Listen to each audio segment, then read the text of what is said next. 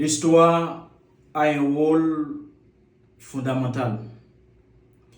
Et dans Haïti, nous souhaitons bâtir pour nous quitter, pour si la cap venir, un Haïti qui est grand, qui est digne, qui est fier. Nous devons mettre en évidence l'histoire.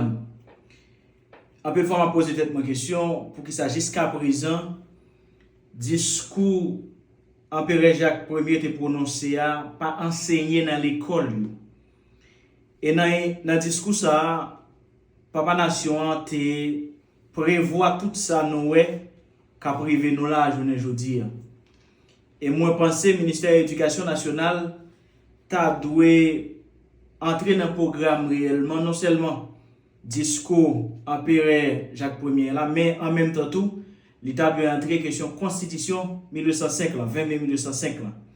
Pas pour mettre en évidence comme quoi pour applicabilité, parce que nous connaissons en matière de droit, il perdit applicabilité. Mais pour si nous sommes capables de comprendre l'ampleur réellement et ça a gagné dans la construction du pays d'Haïti. M'appeler discours pour nous, citoyens, ce n'est pas assez d'avoir expulsé de votre pays les barbares qui l'ont ensanglanté depuis des siècles. Ce n'est pas assez d'avoir mis un frein aux factions toujours renaissantes qui se jouaient tour à tour du fantôme de liberté que la France exposait à vos yeux. Il faut, par un dernier acte d'autorité nationale, assurer à jamais l'empire de la liberté dans le pays qui nous a vu naître. Il faut ravir au gouvernement inhumain qui tient depuis longtemps nos esprits dans la torpeur la plus humiliante, tout espoir de nous réasservir. Il faut enfin vivre indépendant ou mourir. Indépendance ou la mort, que ces mots sacrés nous rallient et qu'ils soient le signal des combats et de notre réunion. Citoyens, mes compatriotes, j'ai rassemblé dans ce jour solennel ces militaires courageux qui, à la veille de recueillir les dernières soupirs de la liberté, ont prodigué leur sang pour la sauver. Ces généraux qui ont guidé vos efforts contre la tyrannie n'ont point encore à se faire pour votre bonheur. Le nom français lugubre encore nous contrait. Tout y retrace la cruauté de ce peuple barbare. Nos lois, nos messes, nos villes, tout porte encore l'empreinte française. Que dis-je? Il existe des Français dans notre île. Et vous vous croyez libre et indépendant de cette république qui a combattu toutes les nations, il est vrai, mais qui n'a jamais vaincu celles qui ont voulu être libres. Je crois, victime pendant 14 ans de notre crédulité et de notre indulgence, vaincu non par des armées françaises, mais par la piteuse éloquence des proclamations de leurs agents. Quand nous lassons-nous de respirer le même air qu'eux, sa cruauté comparée à notre patiente modération, sa couleur à la nôtre, l'étendue des mers qui nous séparent, notre climat vengé nous disent assez qu'ils ne sont pas nos frères, qu'ils ne le deviendront jamais, et que s'ils trouvent un asile parmi nous, ils seront encore le machinateur de nos troubles et de nos divisions. Citoyens, indigènes, hommes, femmes, filles et enfants, portez le regard sur toutes les parties de cette île. Cherchez-y, vous, vos épouses, vous, vos maris, vous, vos frères, vous, vos sœurs. Que dis-je? Cherchez-y, vos enfants à la mamelle, que sont-ils devenus? Je frémis de le dire, la proie de ces vautours. Au lieu de ces victimes intéressantes, votre œil consterné n'aperçoit que leurs assassins, que les tigres encore dégoûtants de leur sang, et dont la fraise présence vous reproche votre insensibilité et votre lenteur à les venger. Qu'attendez-vous pour apaiser leur mal? Songez que vous avez voulu que vos restes reposassent auprès de ceux de vos pères quand vous avez chassé la tyrannie. Descendrez-vous dans la tombe sans les avoir vengés? Non, leurs ossements repousseraient les vôtres. Et vous, hommes précieux, généraux, intrépides, qui insensibles à vos propres malheurs, avez ressuscité la liberté en lui prodiguant tout votre sang.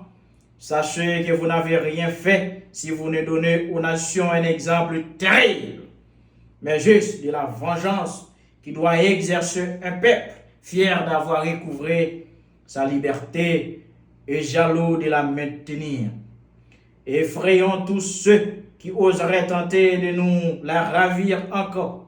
Commençons par les Français, qu'ils frémissent en abordant nos côtes, sinon par le souvenir de cruauté qu'ils ont exercé, au moins par la résolution terrible que nous allons prendre de dévouer à la mort quiconque les Français souilleraient de son pied sacrilège du territoire de la liberté. Nous avons osé être libres, osons l'être par nous-mêmes et pour nous-mêmes. Imitons l'enfant qui grandit, son propre poids brise la lisière qui lui devient inutile et l'entrave dans sa marche. Quel peuple a combattu pour nous? Quel peuple voudrait recueillir les fruits de nos travaux? Et quelle déshonorante absurdité que de vaincre pour être esclave, esclave. Laissons aux Français cette épithète qualificative. Ils ont vaincu pour cesser d'être libres. Marchons sur d'autres traces. Imitons ces peuples qui, portant leur sollicitude jusque sur l'avenir et appréhendant de laisser à la postérité l'exemple de la lâcheté, ont préféré être exterminés que rayer du monde des peuples libres. Gardons-nous cependant que l'esprit de prosélytisme ne détruise notre ouvrage. Laissons en paix respirer nos voisins, qu'ils vivent paisiblement sous l'empire des lois qu'ils se sont faites, et n'allons pas, bout de feu révolutionnaire, nous érigeant en législateurs des Antilles, faire consister notre gloire à troubler le repos des îles qui nous avoisinent. Elles n'ont point comme celles que nous habitons été arrosées du sang innocent de leurs habitants. Elles n'ont point de vengeance à exercer contre l'autorité qui les protège. Heureuses de n'avoir jamais connu les fléaux qui nous ont détruits, elles ne peuvent que faire des vœux pour notre prospérité. Paix à nos voisins, mais anathème au nom français, haine éternelle à la France. Voilà notre cri. Indigène d'Haïti, mon heureuse destinée me réservait à être un jour la sentinelle qui dut veiller à la garde de l'idole à laquelle vous sacrifiez. Je veillais combattu, quelquefois seul, et si j'ai été à se heurter pour remettre en vos mains le dépôt sacré que vous m'avez confié, songez que c'est à vous maintenant à les conserver. En combattant pour votre liberté, je vais travailler à mon propre bonheur, avant de la consolider par des lois qui assurent votre libre individualité. Vos chefs que je rassemble ici et moi-même, nous vous devons la dernière preuve de notre dévouement. Généraux et vous, chefs, réunis ici près de moi pour le bonheur de notre pays, le jour est arrivé. Ce jour qui doit éterniser notre gloire, notre indépendance. S'il pouvait exister parmi vous un cœur tiède, qu'il s'éloigne et tremble de prononcer le serment qui doit nous unir, jurons à l'univers entier, à la postérité, à nous-mêmes, de renoncer à jamais à la France et de mourir plutôt que de vivre sous sa domination, de combattre jusqu'au dernier soupir pour l'indépendance de notre pays. Et toi, peuple, trop longtemps infortuné, témoin du serment que nous prononçons, souviens-toi que c'est sur ta constante et ton courage que j'ai compté quand je me suis lancé dans la carrière de la liberté pour y combattre le despotisme et la tyrannie contre lesquels tu luttais depuis 14 ans. Rappelle-toi que j'ai tout sacrifié pour voler à ta défense, parents, enfants, fortune, et que maintenant je ne suis riche que de ta liberté, que mon nom est devenu en horaire à tous le peuple qui veulent l'esclave, et que les despotes et les tyrans ne le prononcent qu'en maudissant le jour qui m'a vu naître. Et si jamais tu refusais ou recevais en murmurant les lois que le génie qui veille à ta destinée me dictera pour ton bonheur, tu mériterais le sort de peuple ingrat. Mais loin de moi cette affreuse idée.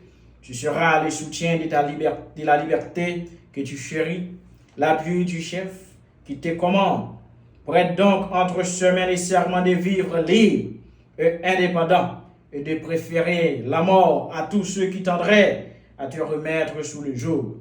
Jure enfin de poursuivre à jamais les traites et les ennemis de ton indépendance. Fait au quartier général des Gonaïves, le 1er janvier 1904, l'an premier de l'indépendance.